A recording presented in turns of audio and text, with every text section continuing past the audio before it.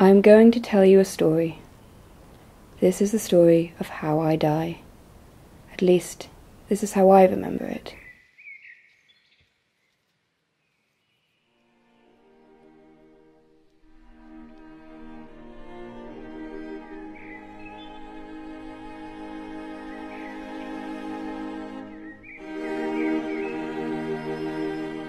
We were young, Bradley and I. We spent our evenings waiting for the sun to rise to eat the dew-dampened grass. In the afternoons, we walked through the land. We knew the night would catch up on us sooner or later. The moonlight was just bright enough to see each other's silhouettes.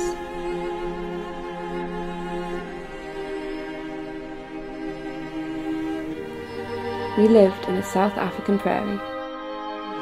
We shared the resources with hundreds of species, such as lions, buffaloes, hippos, and even with fearsome elephants.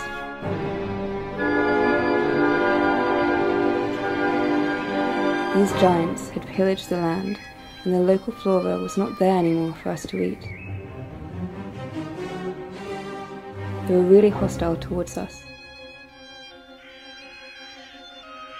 So the distances we could cover during the day were getting shorter and shorter. It was as we were confined in the utmost immensity.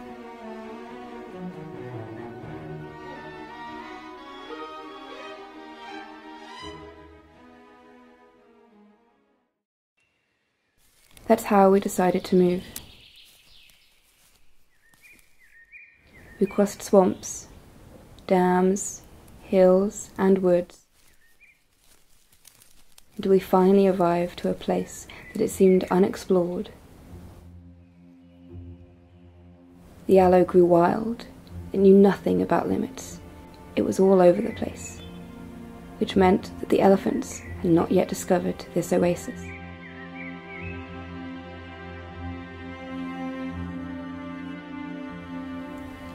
Then we understood why. We found ourselves going home to sleep, when, all of a sudden, I couldn't feel Bradley's presence anymore, so I quickly turned around and started looking for him. But all I saw was the night, dark and serene. It opened like an abyss in front of me.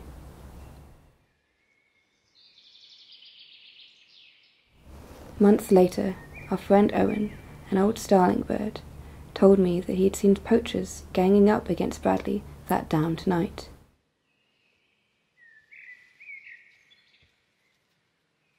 They ended up shooting him and cutting his horns off. Apparently our horns are deemed as some sort of miraculous medicine in some far-away territories, which is false, given that our horns are composed entirely of keratin, the same material as the fingernails of those poachers. Actually, that is how they denominate us. They call us rhinoceros, a word that comes from the Greek language. Rhin, meaning nose, and Keras, meaning horn.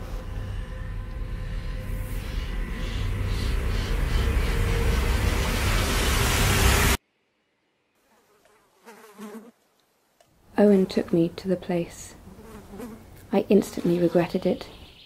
That was not Bradley.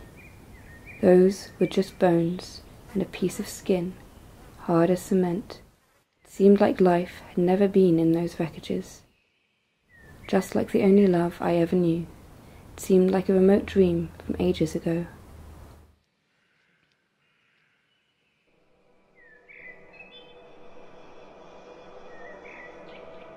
It wasn't too long before they caught me.